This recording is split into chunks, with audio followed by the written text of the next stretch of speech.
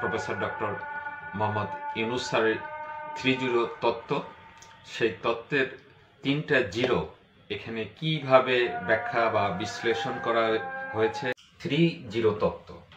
এখন জিরোর যে ব্যবহার প্রয়োগের দিক থেকে আমার শূন্য পর্বের প্রথম বলেছিলাম যে জিরোর ব্যবহার কোথায় কোথায় হচ্ছে, তো সেক্ষেত্রে এখানে 3-0 তত্ত্বের 3টা শূন্য ব্যবহার করা হয়েছে, যেটা দারিদ্রতা এবং বেকারত্ব, সেটাও জিরো পর্যায়ে আনলে, তার মানে জিরো পর্যায়ে যদি বেকারত্ব থাকে তার মানে এই দেশে কোনো বেকারত্ব থাকবে না। দারিদ্র যদি জিরো পর্যায়ে আনা হয় এই দেশে কোনো দারিদ্রতা থাকবে না।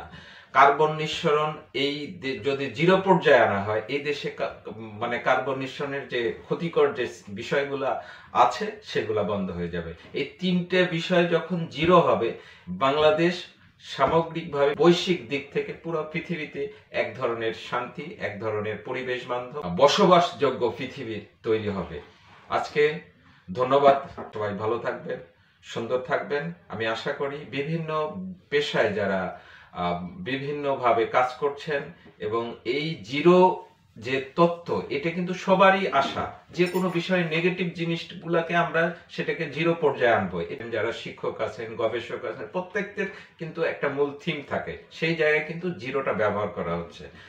ধন্যবাদ, আশা করি আপনারা ভালো থাকবেন, সুস্থ থাকবেন। আসসালামু আলাইকুম।